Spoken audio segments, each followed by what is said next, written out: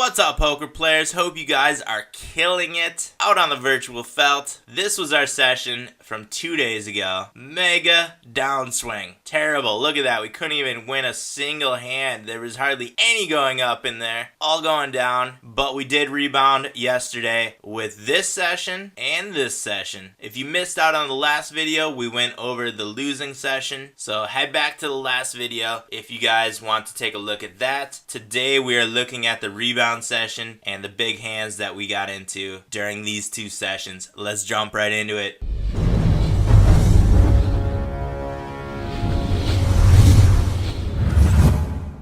Within this session, we actually did not have any plus 100 big blind wins, but our biggest win was 96.79. Our biggest loss was 53.08. That is perfect. You love when your biggest win is almost twice the size of your biggest loss, almost guaranteeing a winning session. First hand we're going to be taking a look at is at the 25 NL table. We have pocket queens under the gun, open raise to 3x, and we get a call from the big blind. Flop is two-tone, 2 diamonds, 9 high. I lead out for 2/3 pot and we get a call. The turn is the ace of diamonds. I check back, our opponent checks back, and the river is our money card, the queen of hearts, giving us a full house, queens over 5s. I lead out for more than pot, $5. Our opponent jams all in, not getting away from a boat here. Sorry that you slow played your flush, but I am calling and taking down a pot of 47.17. Another big hand at the 25 NL table. We have pocket aces in the small blind. Under the gun, open raises to 3x. We get a 3-bet, a min 3-bet from middle position. Middle position looks like a semi-regular player, but has kind of fishy numbers, very aggressive, and we are going to be 4-betting here to a player who does not fold very often to 4-bets, and they do make the call. We see a flop of 9 high to 2 2s on the board. We check back to let our opponent continuation bet. He has pretty high flop fold percentages and decent flop continuation bet percentages, so we are going to let him bet his stack away, and I just make a call. There's 1780 in the pot now. We are beyond committed. We only have 1801 in our stack. Check back again, let our opponent continuation bet the turn, and we are jamming the rest of our stack in. It's only 1001. Our opponent does make the call. We have 10s against aces. We have to avoid a 10 on the river. We do, and win that pot of over $50. Now we're looking at pocket 6s from the cutoff. We are at the 100 NL table. Full drawn to us, we open raise to 3x, and we get a call from the button, and the big blind comes along as well. 3-handed, we wind up flopping middle set, 2-tone board, 9 high. There's 2 diamonds out there. Big blind checks, we continuation bet for 2/3 pot. Button folds, big blind calls. The turn is the 8 of spades. We are very deep stacked as well as our opponent, so we have a good chance to be getting in a very big pot right here. Our opponent leads out for half pot, and I'm putting in a sizable 3-bet here. I make it 38 to go. It's almost 4x his lead out bet, and he does make a call. That sets us up perfectly for a river jam here. There's 97.54 in the pot. We have about 80 in our stack. He checks, we jam. He does fold though, even though he was way pot committed. He probably had some kind of big flush draw, and he does make the fold though, and we take down a pot of almost $100. Not too shabby. Now we have pocket queens at the 100 NL table. Our stack is very deep once again. We have about 244 big blinds. We open raise at 3x, and we get a 3-bet from under the gun +2, the player to our left. It is 3x our open raise. This player has a 3-bet percentage of 12.5, 25% of which are premium hands. So we are way ahead of this player's range right now. So we're putting in a 4-bet. This player only folds to 4-bets 25%, setting us up perfectly to get all the money in the pot with a superior hand. When this player jams all in, we make the call. We have ace 9 against pocket queens. Just have to avoid an ace going into the river. It is a queen, locking it down for us and taking down a pot of almost $100. This was a rough one, you guys. So we have ace queen, middle position. We have a very loose, very aggressive, fishy type player to our right in under the gun +1. He open raises to 2x. Ace queen plays extremely well against this player's open raising range, so I do just make a call. You could argue for a 3-bet here. 3-bet's not going to do too much to a player who has not folded to a 3-bet yet. Yes, it is a very small sample size, only 30 hands, so a 3-bet is definitely not out of the question. The big blind also calls, and we see a flop Flop is 10 high, all spades. We have the nut flush draw as well as 2 overcards. Big blind checks, under the gun +1 checks, and we continuation bet 412 2/3 pot. Big blind folds, under the gun +1 calls. The turn is another spade, gives us the nut flush, but it's not really the nut flush because there are 4 connecting spades on the board. That means a 7 of spades or a queen of spades gives somebody a straight flush, discounting our nut flush. Our opponent checks, we just check. The river is the king of hearts. Our opponent jams all in, which looks very bluffy or very strong, which is usually how these type of bets are with recreational or fishy players. It's going to be one extreme, it's going to be really bad or it's going to be really good. And I thought about this one, I let it go all the way down. I wanted to hit that fold button so bad. We weren't committed in this pot. We weren't getting great odds on the call. There are only 2 cards that beat us. And would this player have those cards in this spot? Open raising from under the gun +1. I thought there was a good chance we were going to see the queen of spades. I didn't think there were many 7 of spades in this player's range. So there's pretty much only 1 card that beats us. So I decide to make the call. And we see how that one winds up. He had the 6 card straight flush, dominating our ace high flush. And we lose a big pot. That was a tough one. What do you guys think about this one? Is there any chance I could be folding right here to a river jam? Against most players, I think this is a pretty easy fold, but against a player that we really don't have that many hands on and has played very aggressive, very loose, very recreational so far, I think it was pretty close to a call, pretty close to a fold. Let me know what you guys think or what you would have done in the comment section below. All the hands we are reviewing today are done on Hold'em Manager 2. If you are not using Hold'em Manager, I highly suggest it. It is great for having statistics on your table as you're playing online, as well as reviewing your session afterward like we're doing today. The link for Hold'em Manager is down in the video description. Head down there, check it out. You can get a 30-day free trial. Next hand, Ace 10 in the hijack seat. Folds around us. We open raise to 3x. Big blind makes a call. Recreational player, decent numbers, pretty tight so far. Only 157 hands. Does not fold very often post flop though. Doesn't bet very often either. They check on the flop. We continuation bet to $4 and our opponent check raises us to 4x. Again, our opponent does not have a very high aggression factor, so there's a good chance we're up against a strong hand. It's either a really strong draw or a very strong ace, possibly a set of 6s. I don't see a set of 10s being in this hand, especially when we have one in our hand. So I think it's either a strong ace, a set of 6s, or a strong flush draw, and we are ahead of the majority of those with top 2. So I make the call. The turn is the queen of hearts. That could improve some of the strong ace hands, but our opponent checks back. I think now that there is a very good chance this player has a very strong spade flush draw, so I continuation bet the turn, make it 23 to go. Our opponent does make the call. The 8 of spades hits the river though, and our opponent checks. Our opponent has to have a hand like ace jack or ace king if he's going to be playing it this way now. I think a rivered flush would have bet right here. I see that our opponent shows down pretty poorly over the small sample size that we have, so I do put in a small value bet on the river, trying to get value from hands that cannot fold like ace king, ace jack, or any other ace reg that could be out there. And our opponent does make the call, and we wind up taking down a pot of 135.50. Not too bad at all. Now we have pocket kings at the 200 NL table, under the gun +2. Under the gun, open raises to 3x. We 4-bet to $20. Folds back around to the under the gun player who makes a call. Flop is jack high 2-tone, 2 hearts. We have a backdoor heart draw, and we have the kings over the board. Our opponent checks. We continuation bet for a little bit larger than half pot. Our opponent makes a call. The turn is the 3 of clubs. There's 91 in the pot. Our opponent has 52 in their stack. They check. I get it all in. Our opponent does make the call. They have a outside straight draw as well as a pair of 5s. A lot of outs going into the river, but the ace does not help out, and we take down that pot of almost $200 with the pocket kings. Now we're at the 100 NL table. We have pocket aces in the small blind, and it looks like we're going to get in a hand with that player who took that big pot off of us with the straight flush earlier. They open raise to 3x. I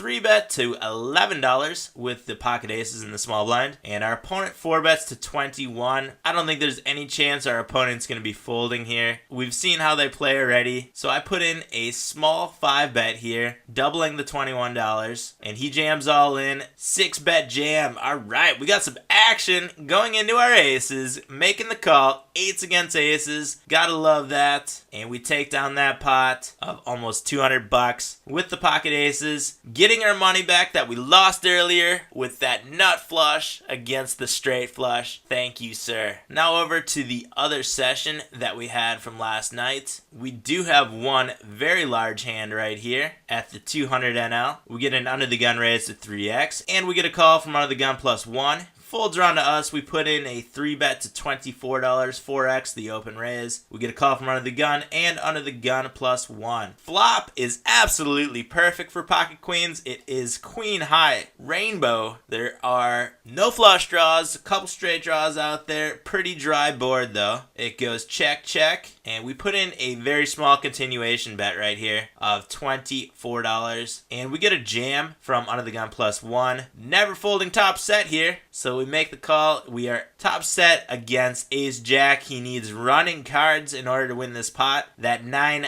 does not help him out at all. We seal the deal and take down this one of $337 with a full house over ace high, still at the 200 NL. Our stack is absolutely huge, pretty much from that last hand that we just looked at. Playing a little short-handed now, must have been getting towards the end of the night. Full draw to us in the small blind. We open raise to 4x. Our opponent 3-bets us to $22, a little bit smaller than 3x. And we are very deep against our opponent, who is also very deep. So I put in a sizable 4-bet here, make it 60 to go. Our opponent does make the call. There's already 120 in the pot pre-flop. Our opponent only has 220 behind. Pretty much pot committed right here. This flop is extremely wet. Lots of draws out there. We do have the backdoor flush draw. We have a backdoor straight draw, and we have the aces over the board. So I put in a continuation bet here of $66. Don't want to give away any free cards in a pot of this size, and our opponent does make the fold. What do you guys think about this one? Should I have check raised the flop? Should I have checked and tried to induce some bluffs from this player? Should I have checked, because a lot of the times the hands that are going to be calling a flop bet here are hands that are going to be beating us. A lot of jacks, a lot of pocket queens. What do you guys think about this play? Could there have been an alternative line that I could have taken to cash in a little bit more? I don't know about that donk bet. In pots of this size with draws, with strong draws like this, I usually just like to get it in the middle and not give away any free cards. But I can see the value in a check raise here, or just check calling and letting this player bluff their stack away. Give your opinion down in the comment section below. Head down to the video description for links to all the poker products that I use, including where I do all of my poker playing on America's Card Room. I highly suggest this site for doing your online poker playing. A lot of good action on there. I'm having a lot of fun